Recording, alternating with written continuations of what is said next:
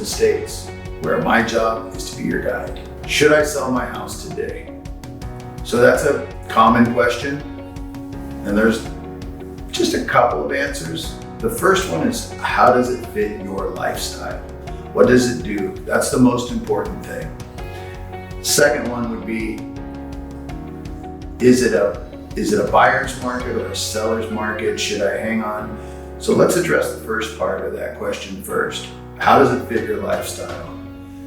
Is it a struggle for you to stay where you are? Would it brighten your spirit to be where you want to be? Or is it just something that's kind of available to you? We're going to move to the state of name any one of them. My daughter goes to school in Washington, so let's use Washington. Should we move to Washington? Well, is there anything keeping you here? Is there some real driving motivation to get you there? Then I would say, well, probably sooner than later, so that you can get on with what works best for your lifestyle. The second part of that is, what's our current market doing? No, we have kind of the next 5 years to decide.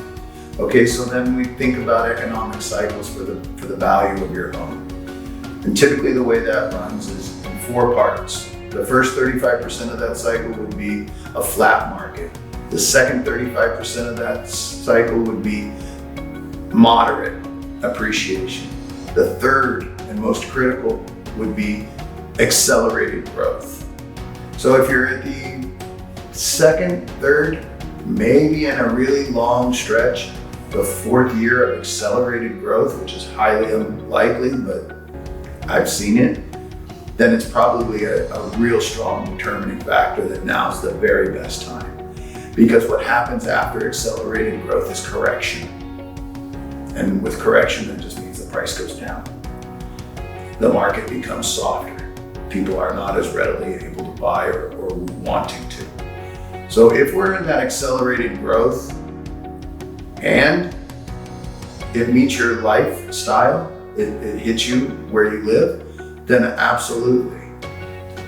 And that's usually what determines it. But my main thing is, how does that fit your lifestyle?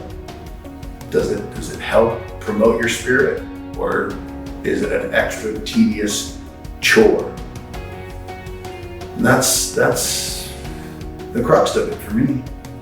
So currently, we've been in accelerated growth for about as long as I've seen. The next phase would be correction. The good news is when it corrects here, it corrects there. So if your house goes down a little bit or a lot, probably the house you're going to move to is going to do something similar. And so you'll be okay. It's the time that is most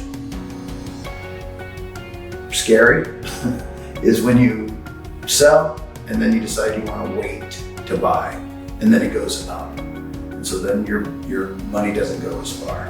But typically if you go from one property to another relatively soon, the ups and the downs follow. So you can primarily be okay. And the reason I say primarily is our area, especially California, the Bay Area, is more expensive. So when we come down 10%, we come down off of $1 million. 10%, that's $100,000.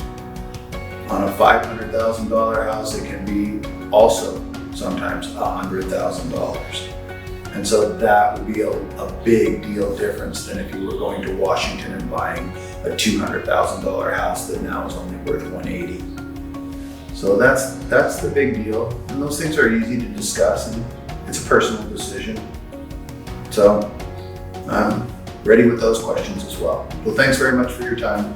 I'm Marc Graves, Courtyard Realty, where my job is to be your guide. Don't forget to like, tell your friends, co-workers, share this information, this page with anybody you want, or everybody you can for me. So thanks again. Bye.